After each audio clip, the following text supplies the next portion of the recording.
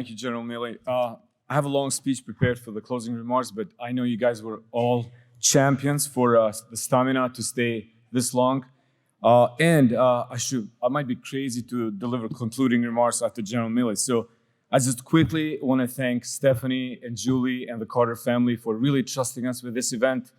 I want to thank Gilbert for the initiative.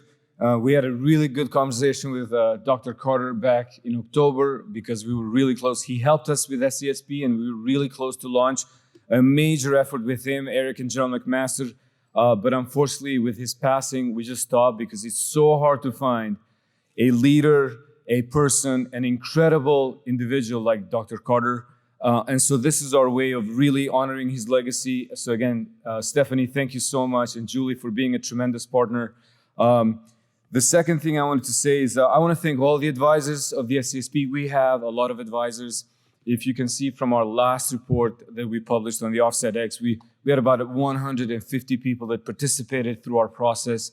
And that's just one of our lines of efforts, because when we started the SCSP with Eric, we decided we want to focus on 6 lines of efforts. Defense is one of them. We have the foreign policy, we have the economy, we have the intelligence panel, we have the responsible use of AI, and then we have the next generation platforms. So all these lines of efforts benefit by participation of so many advisors that do it because they believe that we are at the turning point in our country, that we face tremendous competitors in China and Russia.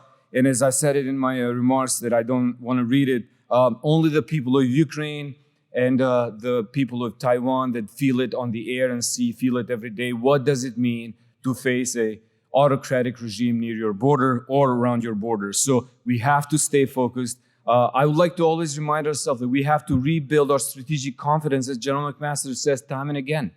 We can do this. All the conversation today really showcased that we have moved, that innovation is no longer a foreign language in the Department of Defense. What started with Dr. Carter, and that all the predecessors and other secretaries of defense have followed. We have institutions now that are really, truly following through and they're delivering for our men and women in uniform, and we just have to accelerate because the technology, as Eric has said, is really moving at unprecedented pace.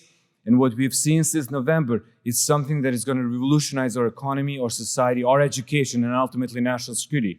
So as General Milley said, we want to be able that on day one, everybody is ready, that our military has adopted these capabilities, and that we're moving out as fast as we can.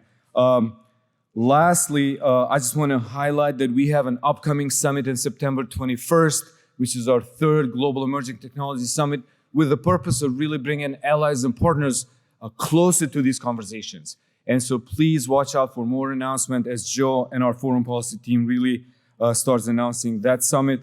Lastly, please subscribe to our newsletter and everything we produce. That's the best way to stay engaged. Give us feedback and really be part of our process. And lastly, I get emotional, Chelsea knows this. I want to thank the SCSP team. Please, a round of applause, because everybody really chimed in for the last 24 hours. As you know, this is a team effort, and I really believe that we have an incredible team here with SCSP, from the interns we have to the people that have spent almost until midnight last night setting up. So thank you, everybody. I invite everybody now to participate at the reception. Thank you for coming. Thank you for all the thoughts, all the critique, and all the comments we can get from you. Please keep in touch and enjoy the reception. Thank you, and have a good one.